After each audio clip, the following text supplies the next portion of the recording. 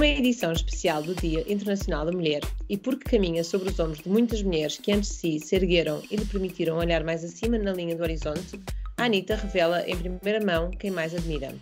Num exercício impossível, cada Anitta reduziu a sua lista a 3 mulheres, com mais ou menos batota. Não porque a escolha seja obra para si, mas meramente por razões práticas, para evitar que o programa durasse dias a fio. Sem mais demoras, vamos à revelação. Gostei imenso desta primeira experiência de Clubhouse. Eu já tinha andado por lá a ouvir algumas conversas, mas ainda não tínhamos, criado a nossa própria sala. E um dia especial como este acabou por ter assim aquela excitação, adrenalina. Mas eu gostei imenso do formato, confesso. Gostei muito da informalidade, das features todas, do facto das pessoas poderem participar e de ser assim, não é muito direto, muito intuitivo, muito user-friendly. Eu gostei muito que seja só áudio, dá aquele aspecto intimista da rádio. Sim. Eu confesso que eu estava nervosa, aí sonhei a noite inteira. Sonhei a noite inteira com isto, não especificamente sobre a aplicação, mas o nome da aplicação aparecia no meu sonho e tudo, portanto tenho a sensação, sabem aquelas noites em que parece que sonharam a noite toda? É a sensação que eu tenho. Eu tenho essa sensação todos os dias, por acaso menos hoje costumo adormecer, mas depois não tenho a sensação de ter sonhado, mas do sonho imenso normalmente, mas sim. Para quem chegou aqui de paraquedas e nos começou a ouvir a meio desta troca de impressões, só que um enquadramento é dia 8 de março, Dia Internacional da Mulher, e a Anitta está a fazer um especial no Clubhouse, em que as 3 Anitas fizeram o exercício impossível, com imensa batota, de destacar as suas 3 mulheres que mais a inspiram. Pronto, e foi assim uma experiência eu acho que gostou mais o exercício do que propriamente depois a partilha, mas isso também já fica para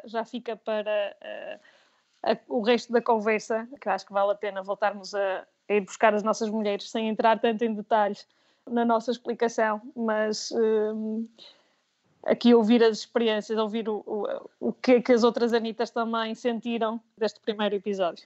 Para mim o que eu gostei mais foi o facto de termos logo o feedback, porque acho que às vezes quando gravamos o podcast e estamos aqui as 3 à conversa, que é sempre super agradável, e tenho estado, é o que eu comento com os meus amigos, que me vão perguntando, o podcast, que parte de gira é também, às vezes, obrigar-nos a pensar sobre o tema, porque nós vamos falando, porque muitas vezes se calhar tem-nos passa pela cabeça, mas como não temos...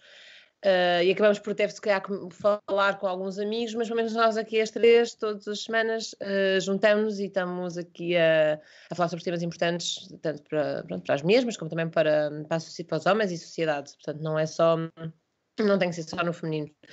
Mas foi bom termos um feedback, uma interação, um pouco também ajuda-nos, não é? Dá aquele calorzinho que sentimos que as pessoas nos estão a ouvir. E, como é óbvio, começa por ser as pessoas mais próximas de nós, mas isto é sempre vai aos poucos, portanto, acho que é algo a repetirmos, voltarmos ao Clubhouse e continuamos, como sempre, aqui no nosso podcast. Eu também gostei muito do feedback das pessoas poderem participar e darem a sua opinião. Mas eu também queria aqui revisitar a minha lista das mulheres figuras inspiradoras.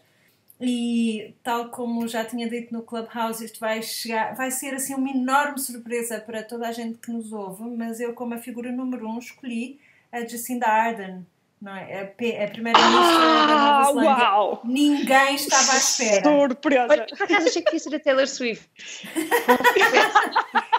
Olha que... para começar a cantar o Shake It Off. Olha que pensei nela, sim senhora, mas não quis que fossem todas anglófonas. Então, Jacinda Ardern, destaquei a forma como ela e o governo que ela lidera lidaram com o ataque racista e xenófobo à mesquita de Christchurch, dia 15 de março de 2019, e como imediatamente propuseram e fizeram passar no Parlamento, fizeram passar um pacote legislativo para apertar as leis de controle ao porte de armas. E também destaquei a forma como ela e o seu governo têm estado a lidar e a gerir a pandemia, e a verdade é que a Nova Zelândia tem alguns fatores que jogam a seu favor, nomeadamente ser um arquipélago bastante isolado e com 5 milhões de habitantes, portanto a densidade populacional também ser bastante baixa, mas têm conseguido lidar de forma exemplar com a pandemia e com este vírus que nos assola e que influencia e muda a nossa vida desde há um ano a esta parte. Digo já a segunda figura e a terceira, ou vamos rodando como fizemos no Clubhouse? Acho que podes dizer. Digo já? Então, sim. Como segunda figura inspiradora, eu escolhi a Patrícia Mamona, que é atleta de alta competição e tem sido um exemplo de superação, de trabalho árduo, porque para além de ontem mesmo, hoje estamos a gravar a dia 8 de março, apesar deste episódio só sair mais à frente, ela ontem, dia 7, ganhou um ouro no triplo salto nos campeonatos de atletismo em pista coberta em Torun, na Polónia. E esta atleta, para além da atleta de alta competição, o que por si só já indica que tem aqui uma dedicação particularmente forte ao seu trabalho, não é?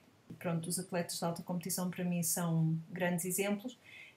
Tudo o que não seja futebol em Portugal é miseravelmente pago, portanto aqui, pronto, mais um exemplo de dedicação. Mas a Patrícia, para além disso, também estudou medicina e para mim uma pessoa que cursa medicina ao mesmo tempo que é atleta de alta competição, só pode ser assim um ser fantástico e pronto. É extraordinário. Não é? Só lhe falta asas para mim. Também mencionei a Telma Monteiro, que é outra atleta de alta competição, a nossa judoca portuguesa, provavelmente a mais medalhada, que o que eu acho mais impressionante nela é que nos momentos em que ganha e nos momentos em que perde, ergue a cabeça e continua a lutar e com uma imensa dignidade. Eu sou muito, muito fã destas duas mulheres e de muitas outras, mas hoje estou aqui a designá-las a elas em particular. E finalmente também escolhi o movimento Ni Una Menos, que é um movimento que nasceu na Argentina, mas que entretanto já se espalhou internacionalmente, e nasceu em resposta aos femicídios que são horríveis e são particularmente violentos na América Latina. Nasceu na Argentina e espalhou-se. A América Latina, eu não sei o que é que se passa, mas a América Latina é palco de uma violência de género que é, assim, absolutamente brutal, fora de série. Mas, quer dizer, não podemos falar muito porque Portugal não está isento. Também no Clubhouse eu abri aqui uma página da Plataforma Portuguesa para os Direitos das Mulheres. Eu vou pôr o link nas show notes. E se forem ver as estatísticas, são absolutamente atrozes. São atrozes. Eu destaquei aqui que entre 2015 e 2019, estou a ler diretamente do site, 98% dos violadores eram homens, sendo que 91% das vítimas eram mulheres. Quando 98% dos violadores são homens, nós temos um problema masculino e não um problema feminino. Portanto, não é nem o comprimento da saia, nem o bambolear das ancas, nem a profundidade do decote que são o problema ou que convidam as mulheres que se estão a pôr a jeito. O problema é dos homens. E pronto, depois de fazer este bocadinho de ativismo contra a violência de género, e convido toda a gente a ir ler estes números porque são absolutamente atrozes e pensar na educação que queremos dar às nossas filhas e aos nossos filhos e à próxima geração, e pensarmos também como é que se combate uma masculinidade tóxica. Vou passar a palavra à próxima Anita. Fazemos então o seguimento da ordem que fizemos no Clubhouse. Pronto, no meu caso, e aqui eu comecei logo com a batota, não é? De que a minha primeira escolha não foi só para uma mulher só única, mas para um conjunto. E que acho que, pronto, no meu caso, eu menciono a minha mãe e as minhas irmãs, que são para mim um pouco... Quer dizer, eu quando andei a pensar nas 3 mulheres que ia escolher, hoje de manhã de repente acordei e pensei, espera, mas de facto a primeira pessoa que me mandou uma mensagem felicitar para o Dia da Mulher foi o grupo, pronto, da minha mãe com as minhas irmãs, e elas são, sim, as pessoas que ou as primeiras mulheres para quem eu olhei como líderes. Tanto pronto, a nível da educação que me foram dando, digo a minha mãe e as minhas irmãs também, porque tenho uma diferença grande para as minhas irmãs de idade, que não se nota, nada, mas então elas acabaram sempre por ser como umas figuras maternais na minha vida. Bem ou mal, como é óbvio, elas, quando ainda não houve reação no grupo, mas quando depois falarmos, cá vão dizer que não faz sentido nenhum, mas se faz, porque o facto ou seja, todas as indicações, todas as educações, todos os momentos de conforto, consolo, de me motivarem para ir mais longe, motivarem-me, quer dizer, não é por estar fora do país que é melhor ou mau, mas pronto, mas de certa forma houve momentos de desconforto nas decisões que eu tive quando fiz o secundário, quando depois saí mais tarde para começar uma carreira, e quer dizer, houve sempre do lado delas, de cada uma de uma maneira diferente, que me foram explicando, e portanto há várias coisas que nisso, como é óbvio, é elas que para quem olho e para quem me deram os primeiros passos. Portanto, tinha que reconhecê-las, e eu acho que falo também pela Billy e pela Ellie nesse aspecto. Depois, a segunda pessoa foi a Malala Yousafzai, que para mim foi o que eu também mencionei no Clubhouse, é o facto de que ela neste momento tem 23 anos, é uma miúda, e isto na altura quando, ou seja, vamos dar um pouco um resumo. A Malala, para quem não conhece, vem do Paquistão. Propriamente estive a ler um bocadinho mais, e o pai dela tem um conjunto de escolas, portanto os pais, ela já tinha essa motivação dentro da família, como é óbvio, para continuar a estudar, porque no Paquistão acredita-se que as mulheres não deveriam, as crianças miúdas não deviam, as crianças não, desculpem, as miúdas jovens não deveriam ir à escola. E ela sempre, portanto, imagino um pouco também apoiada pelos pais, decidiu que queria continuar queria estudar, e que ninguém a poderia parar. E aos 14 anos, à saída da escola, com mais outras amigas, foi parada por um grupo de ativistas Talibã do Paquistão, que dispararam contra elas, e ela foi atingida até em condições muito críticas, porque foi atingida na cabeça, conseguiu safar-se, e foi desde então, é considerada a cidadã mais promissora do Paquistão. Já foi a pessoa mais nova a receber um prémio Nobel da Paz. Portanto, todo um movimento à volta de que a educação tem que ser para todas as idades e para todos os géneros. Portanto, isso foi, e o exemplo que eu dei no Clubhouse, e volto agora aqui a referir, eu só de pensar, quando era pequena, que aos 11 anos, se calhar aos 11 já não acontecia tanto, mas aos 7 e 8 acontecia, de a minha mãe deixar-me na escola e eu chorar que não queria ficar na escola, ou vir o autocarro e eu não querer entrar no autocarro. Drama. E só de pensar que lá fora, num outro ponto do mundo, há pessoas a arriscarem a vida para ir à escola, e eu, no meu lado aqui, a pensar que pronto, não preciso disto, ou que ficamos muito melhor em casa a ver televisão ou a brincar a jogar com os nossos brinquedos. É surreal. Claro que se calhar na altura, aos meus 7 anos, se alguém me falasse na Malala, eu também não ia estar muito, ia achar ok, whatever, mas ao mesmo tempo é por aí que eu acho que está a grandeza dela, não é? Dela e de várias outras meninas que há no mundo fora, que têm que ultrapassar adversidades para, às vezes, para uma coisa tão básica como ir à escola. E por último, e que foi no seguimento da Billy ter falado no movimento Una Más na Argentina, em que eu saio com... Vais-me corrigir, Billy? Não, pensei que tinhas corrigido. E Una Más e Una Menos na Argentina, e que a minha terceira pessoa é a Oprah Winfrey, que é verdade que hoje no Clubhouse eu não mencionei, mas até tem alguma ligação, porque a Oprah foi violada quando era mais nova e teve de qual resultou uma gravidez, que entretanto o bebê nasceu prematuro e morreu quando ainda era bebê, criança.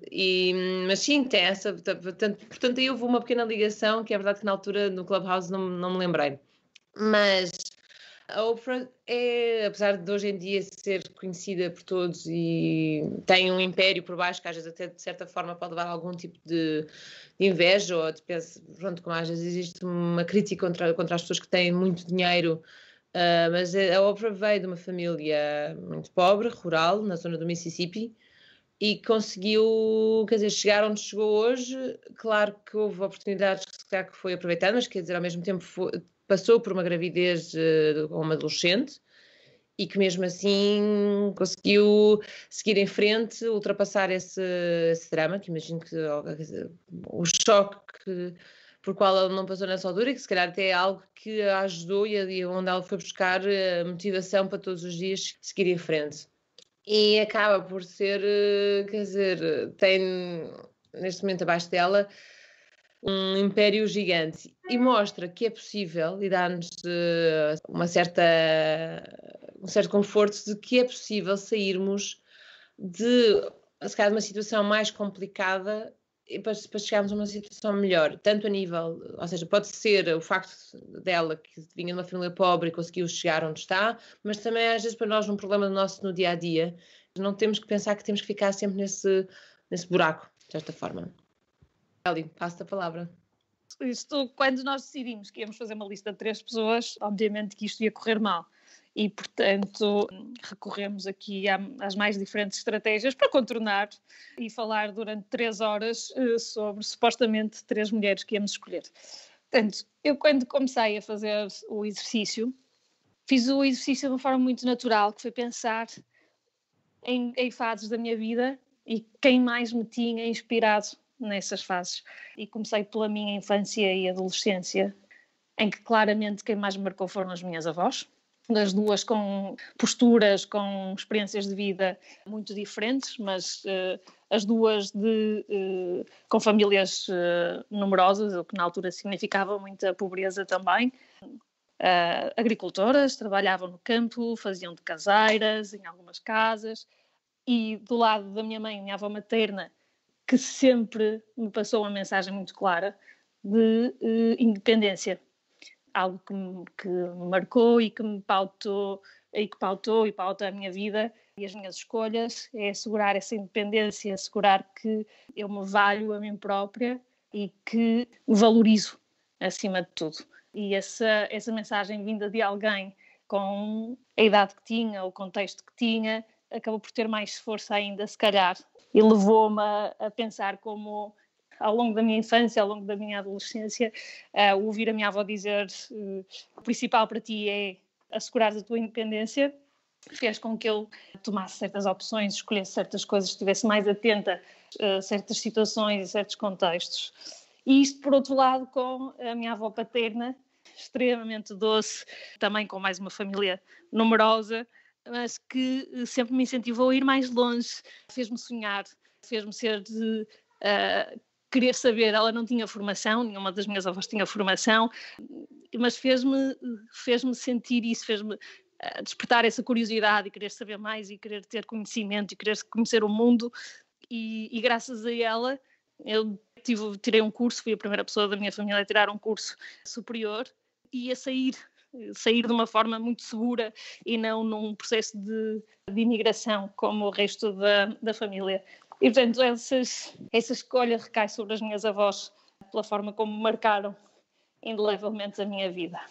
Depois, na segunda escolha, mais uma vez, aqui a fugir à regra das 3 mulheres, mas de pensar nas líderes da Procter & Gamble, onde eu trabalhei, onde comecei a trabalhar e onde me formei a nível profissional, e pensar que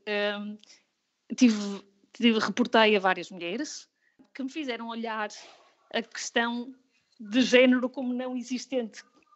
Eu, enquanto trabalhei com elas, com a Procter, nunca senti, eu já falei aqui várias vezes, nunca senti a questão de género como uma limitação, como discriminação, como obstáculo.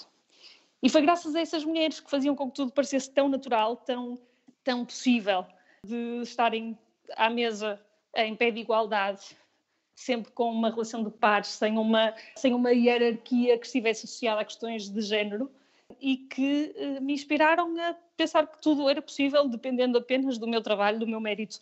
E por isso esta escolha destas mulheres que marcaram a minha forma de ver o mundo do trabalho e que depois também me permitiram ver tudo o que estava errado quando saí desse mundo. E depois, por fim, e aqui já voltando um bocadinho ao guião que tínhamos definido para este exercício, escolhi a Michelle Obama e a Melinda Gates como as mulheres que neste momento se calhar mais me inspiram. Duas mulheres de sucesso individualmente, com carreiras, com percursos profissionais de sucesso, a sentarem-se nas mesas mais importantes em vários fóruns, e que depois tiveram um desafio interessante que foi estarem casadas com dois dos homens mais poderosos do mundo, e a forma como conseguiram manter a sua presença, como se continuaram a afirmar, não se deixaram ficar na sombra, não se deixaram ficar para trás, atuam como verdadeiros pares, e depois canalizam esse seu poder, que é muito natural, que é muito autêntico, que é muito delas, para um bem maior, para um impacto maior na sociedade. E elas claramente têm para mim, são neste momento das mulheres que mais me inspiram. A vossa lista também me fez pensar assim, em muitas mulheres, as minhas irmãs, a minha mãe, as minhas avós, das tuas chefes, Eli, também me fez pensar na Margarida Oliveira, com quem eu trabalhei muitos anos e sobretudo anos muito formativos, e que continua para mim a ser assim um role model total. Quantas vezes eu não me pergunto aquela hashtag What would Margarida do? E pronto, olha, gostei muito de saber a vossa lista das eleitas e de partilhar convosco, e também é um bom momento para agradecermos termos essas influências tão positivas, esses modelos tão fortes nas nossas vidas, e oxalá nós também consigamos ser modelos fortes para as nossas filhas, os nossos filhos, as sobrinhas, os sobrinhos, porque não se trata só de inspirar as mulheres da próxima geração, mas também os homens, para não virem a fazer parte daquela estatística horrenda da masculinidade tóxica de todos nós. Eu ia pegar nesse teu ponto, Billy, da influência que gostaríamos de ser também para as futuras gerações. E vou buscar aqui um exercício giro, uma referência que me fez sorrir ao preparar este programa, que é o The Confidence Code, que é um projeto que assusta um bocadinho pelo ponto de partida, porque tem por base um estudo, uma sondagem, que mostra que até aos 8 anos, mais ou menos, os níveis de confiança entre raparigas e rapazes é igual, não tem diferenças substanciais, mas que entre os 8 e os 14 anos a confiança das raparigas diminui em 30%. Brutal. E as causas atribuídas são causas de duas origens ou de duas fontes. Por um lado, a questão biológica, porque as sacanas das hormonas acabam por criar aqui algumas barreiras ou aqui algumas dificuldades. E não da forma que se calhar estamos a pensar, ou pelo menos eu nunca tinha pensado isto desta forma, que é, por um lado, aumentamos a inteligência emocional. Enquanto mulheres, os níveis de estrogênio aumentam-nos, contribuem para o aumento da inteligência emocional. Mas isto depois leva a uma questão que é correr menos riscos, ser muito mais controladas, ser muito mais avessas ao risco. E isto em combinação com o funcionamento do cérebro, que as mulheres depois demonstram maior capacidade estratégica e de big picture, mas que também as faz depois correr menos riscos. E isto, por um lado, em termos biológicos, depois com a questão da cultura, em que todas as mensagens falam na perfeição, no tentar ser perfeito, no valorizar a perfeição, no ter cuidado, no evitar correr riscos, todas estas mensagens reforçam e acabam por ter um impacto tremendo na confiança das raparigas. E este estudo, depois há um livro e há um journal que já saíram associados a... É interessante porque tem uma série de estratégias, primeiro para alertar, consciencializar e depois, por outro lado, para tentar inverter isto. Que é, sendo que a recomendação principal é ajudarmos as nossas filhas ou as gerações seguintes, as mulheres das gerações mais jovens, a correrem mais riscos, porque ao correrem mais riscos e ao falhar, depois vão aumentar a sua confiança. Porque é assim que eles dizem que depois, que também os rapazes se desenvolvem, que não há tanta pressão neles para serem perfeitos. E há um que é muito giro, depois há uma recomendação, que é aquele cuidado todo que nós pensamos das redes sociais e de vamos ter aqui muito cuidado e vejam como fazem e cuidado com quem falam, e inverte isso.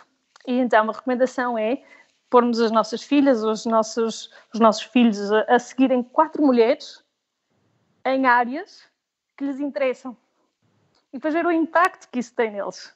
Ou seja, em vez de limitar, restringir, proteger em demasia, se calhar encontrar aqui exemplos positivos. Isso fez-me sorrir, porque veio de encontro também este exercício que nós fizemos de ver quem são as mulheres que nos inspiraram, não é? Que nos inspiram e que nos fazem querer ser mais. E este parece-me ser um exercício muito, muito interessante para tentarmos também com as nossas criaturas mais pequenas, em que as inspiramos e não inspiramos medo.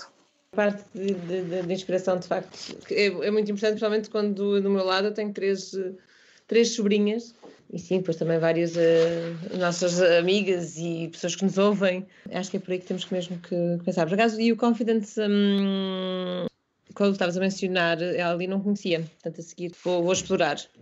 Sim, acho que vale a pena.